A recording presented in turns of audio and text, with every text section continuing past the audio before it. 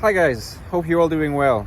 I just wanted to address for a brief moment the question of the INFJ's use of NI and the fact that this use of NI is connected to the dreaminess or the dreamy vibe that a lot of INFJs have. Now, one of the first things you might want to say is that it's not necessarily very true that INFJs come across as dreamy. They're more likely to come across as detached, aloof, kind, but a little bit somewhere else. Usually what we understand by the word dreamy, is something that would be more on display in INFPs and ENFPs, right? Just like it's this sense of playing with reality, right? Being dreamy is kind of playing with what could be in reality. Just moving things around, but on the basis of what's out there. Now that's much more associated with NE than with NI, and it's not really a surprise because the fact that INFPs and ENFPs are often described as dreamy is connected to the fact that they extrovert their intuition. And since they extrovert their intuition, they manifest something that is actually going on inside in external reality and for other people to see. So they are, in a sense, you could put it like this. You could sort of say that there is a sense in which any users there's an enactment of dreaminess, there's an enactment of the unconscious in external reality. Now, INFJs and INTJs, but it seems to be more obvious in the case of INFJs because strong TEUs can sort of make that vibe more subdued. In the case of INFJs, they're dreamy more so in the technical sense of what dreams mean. When you ask someone who analyzes dreams, psychoanalyst, someone who interprets dreams, someone who's really good at it. Because,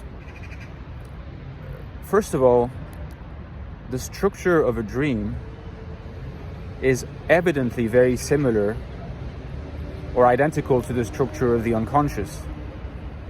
Because dreams are expressions of our unconscious. So whatever we experience in dreams is actually a direct experience of the structure and content of the unconscious. Dreams are our number one experienced gateway to the unconscious realm, and we all have dreams. Now, NI is a function that connects the INFJ to the INTJ to the unconscious in a very peculiar way. It's not so much about enactment, right? It's more so about attunement. It's more about feeling strongly connected in a sense that is both about dwelling, about living, about observation, about absorption, but not so much about enactment, which is why maybe the adjective dreamy would not be the first that comes across when someone is trying to describe the outward behavior of an INFJ or an INTJ. But if you think about it, I would actually argue that INFJs and NI dominants are dreamy in a deeper sense, in a more accurate sense. This won't penetrate into ordinary language, I'm pretty sure, and that's okay. Because consider for a moment, someone made a lot of noise. Consider for a moment that, when you dream, you are asleep. And when you're asleep, when the dream manifests itself, reaches the threshold, your level of energy is very, very low. That's what it means to be sleeping, right?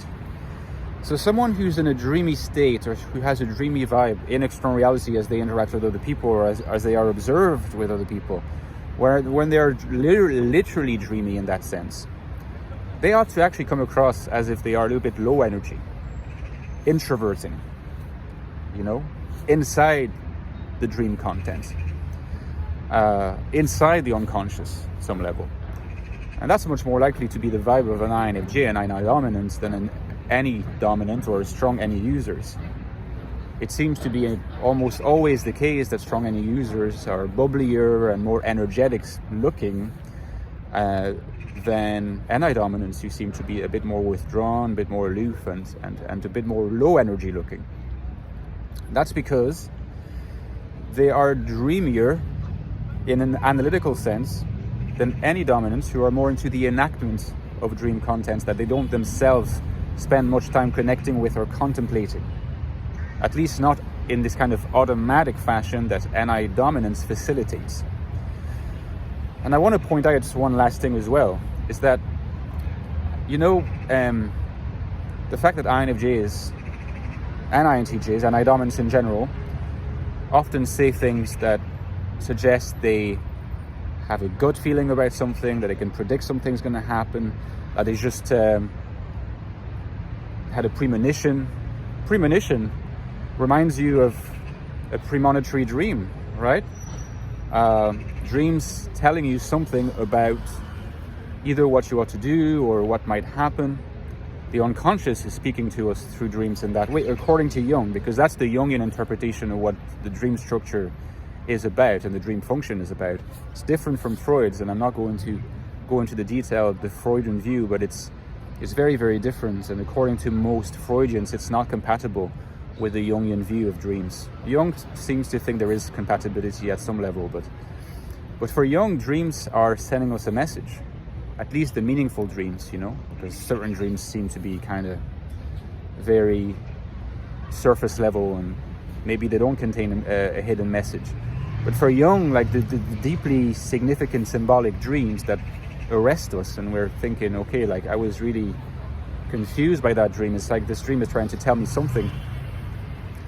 Well, that's the experience of a dream in the Jungian sense.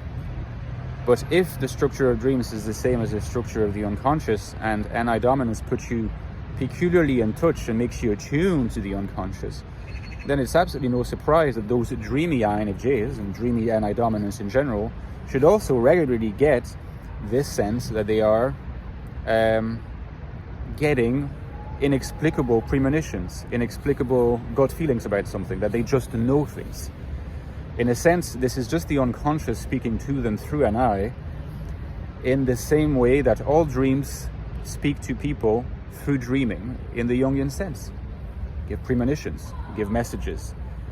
So you could argue that an INFJ who's well integrated, an NI dominant who's well integrated, is kind of always dreaming awake. And that's also what makes them individuated, spiritualized, and in some ways brilliant and unique. The dream structure is the same as the unconscious structure. And so far as the function of NI is to connect you to the unconscious, it is a very similar function to that of being put in touch with the dreams and the messages that lie therein. And hence what a lot of NI dominants say when they just know things. And of course, sometimes they're wrong. Just in the same way that sometimes we don't understand the messages that our dreams tell us, but we still feel that there is a message.